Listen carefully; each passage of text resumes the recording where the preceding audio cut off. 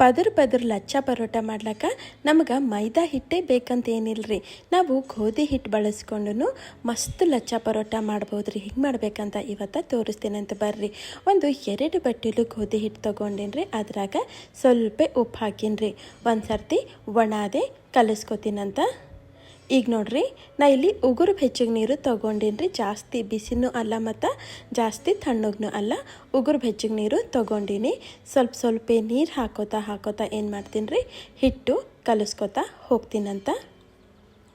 ಭಾಳ ಅಳಸ್ನು ಹಿಟ್ಟು ನಾದ್ಲಕ್ಕ ಹೋಗಬಾರ್ದು. ನಾವೀಗ ಚಪಾತಿಗೆಲ್ಲ ಹೆಂಗೆ ಹಿಟ್ಟು ನಾದ್ಕೋತೇವಲ್ರಿ, ಅದಕ್ಕಿಂತ ಸ್ವಲ್ಪ ಮೆತ್ತಗಿದ್ರೂ ನಡೀತದ. ಮ್ಯಾಲಿಂದು 1 ಚಮಚ ಎಣ್ಣೆ ಹಾಕಿ ಮತ್ತೇನು ಮಾಡ್ತೀನಿ ರೀ, ಸ್ವಲ್ಪ ಹಿಂಗೆ ಎಲ್ಲ ಕಡೆ ಒರೆಸಿ ನಾದೇನು ಮಾಡ್ತೀನಿ ಅಂತಂದ್ರೆ ಇದಕ್ಕೆ ನೆನಿಲಾಕ ಬಿಟ್ಬಿಡ್ತೀನಂತ್ರಿ.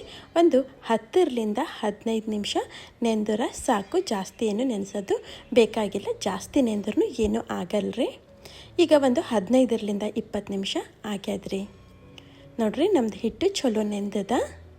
ಈಗ ಏನು ಮಾಡ್ತೀನಿ ಅಂತಂದ್ರೆ ಮತ್ತು ಇದಕ್ಕೆ ಚಲೋ ಹಿಂಗೆ ಗಸ ಅಂತ ನಾದ್ಕೋತೀನಂತ. ಎಷ್ಟು ಚಲೋ ನಾದ್ಕೋತೇವೋ ಅಷ್ಟು ಮಸ್ತ್ ಆಗ್ತಾವ್ರಿ ನಮ್ಮ ಪರೋಟ. ಇಲ್ಲಿ ನೋಡ್ರಿ, ಪೂರ್ತಿ ಸಾಫ್ಟಾಗಿ ನಮ್ಮ ಹಿಟ್ಟು ರೆಡಿ ಆಗ್ಯದ. ಈಗ ಇದ್ರಾಗಿಂದು ನಾ ಏನು ಮಾಡ್ತೀನಿ ರೀ, ಉಳ್ಳಿಗಳು ಮಾಡಿ ಇಟ್ಬಿಡ್ತೀನಂತ. ನಾವು ಚಪಾತಿಗೆಲ್ಲ ಉಳ್ಳಿಗಳು ಹೆಂಗೆ ಮಾಡ್ತೇವಲ್ರಿ, ಅದಕ್ಕಿಂತನೂ ಸ್ವಲ್ಪ ಸೈಜ್ನಾಗ ದೊಡ್ಡ ಉಳ್ಳಿ ರೆಡಿ ಮಾಡ್ಕೋಬೇಕಾಗ್ತದೆ.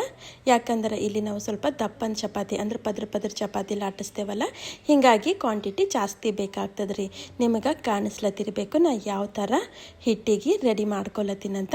ಹಿಂಗೆ ಮಾಡೋದ್ರಲಿಂದ ಪದರುಗಳು ಚಲೋ ಎದ್ದು ಬರ್ತಾವ್ರಿ. ಅದಕ್ಕೆ ಹಿಂಗೆ ಮಾಡ್ಕೊಲೇ ಬೇಕಾಗ್ತದೆ ನಾವು. ಇದೇ ಥರ ಉಳಿದಿದ್ದು ಎಲ್ಲ ಉಳ್ಳಿಗಳಿಗೂ ರೆಡಿ ಮಾಡಿ ನಾನು ಇಟ್ಬಿಡ್ತೀನಂತ. ಈಗ ಇದ್ರ ಮ್ಯಾಲ ಸ್ವಲ್ಪ ಎಣ್ಣೆ ಒರೆಸ್ತೀನಂತ್ರಿ.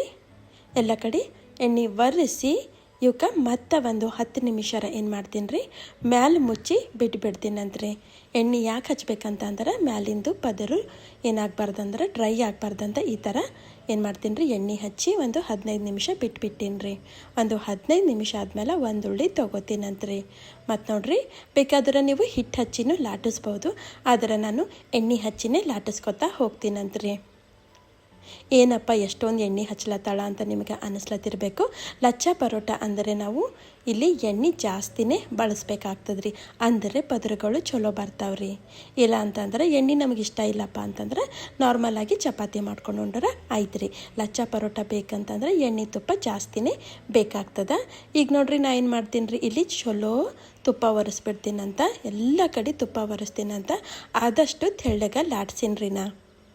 ಮತ್ತು ಶೇಪ್ ಏನು ಇಲ್ಲಿ ಮ್ಯಾಟರ್ ಆಗಲ್ಲ. ನೀವು ಹೆಂಗಾರ ಲಾಟಿಸ್ಕೋರಿ, ಒಟ್ನಾಗ ತೆಳ್ಳಗ ಲಾಟಿಸ್ಕೋರಿ. ಮತ್ತು ತುಪ್ಪ ಹಚ್ಚಿ ಈಗ ಹಿಂಗೆ ಒಂದು ಪಿಜ್ಜಾ ಕಟರ್ ತೊಗೊಂಡು ಈ ಥರ ನೋಡ್ರಿ ಕಟ್ ಮಾಡ್ಕೊತಾ ಹೋಗ್ಲತ್ತೀನಿ ರೀ. ಇಲ್ಲಾಂತಂದ್ರೆ ನೀವು ಚಾಕು ತೊಗೊಂಡು ಮಾಡ್ಕೋಬೋದು, ನಡೀತದ. ಈಗ ನಾ ಇಲ್ಲಿ ತೋರಿಸ್ದಂಗೆ ಏನು ಮಾಡಬೇಕಾಗ್ತದೆ ರೀ, ಎಲ್ಲ ಒಂದೇ ಕಡೆ ತರಬೇಕಾಗ್ತದೆ. ಅಂದ್ರೆ ಸ್ವಲ್ಪ ಹಿಂಗೆ ಸ್ಟ್ರೆಚ್ ಮಾಡ್ಕೋಬೇಕು. ಮಾಡಿಕೊಂಡು ಈಗ ಇದಕ್ಕೆ ಸುತ್ಕೋತಾ ಹೋಗ್ತೀನಂತ್ರಿ. ನೋಡ್ರಿ, ಈ ಕಡೆಯಿಂದ ಅರ್ಧ ಸುತ್ಕೋತೀನಂತ, ಆ ಕಡೆಯಿಂದ ಅರ್ಧ ಸುತ್ಕೋತೀನಂತ್ರಿ. ಹಿಂಗೆ ಇವಕ್ಕೆ ಒಂದ್ರ ಮೇಲೆ ಒಂದಿಟ್ಟು ಸ್ವಲ್ಪ ಇಲ್ಲಿ ಪ್ರೆಸ್ ಮಾಡ್ತೀನಂತ.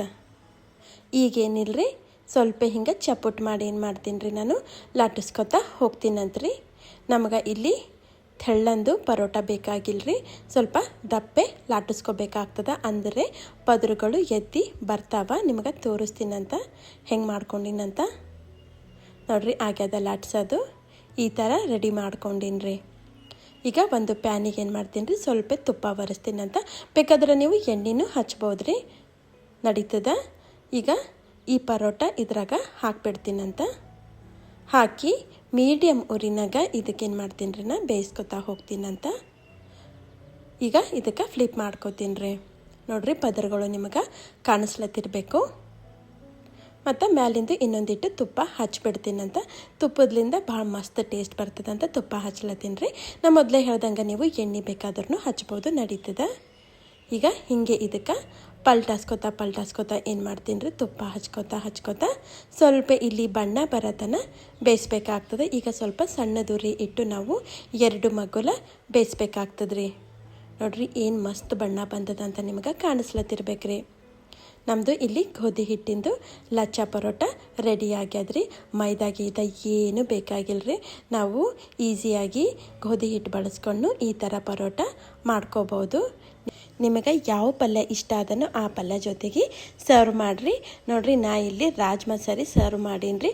ಭಾಳ ಅಂದ್ರೆ ಭಾಳ ಮಸ್ತ್ ಕಾಂಬಿನೇಷನ್ ಅದ ರೀ. ಹಾಗಾದ್ರೆ ನೋಡಿರಲ್ರಿ, ಟ್ರೈ ಮಾಡಿರಿ ಮತ್ತು ಹೆಂಗೆ ಅನ್ನಿಸ್ತಂತ ಕಾಮೆಂಟ್ ಮಾಡಿ ಹೇಳ್ರಿ. Thank you.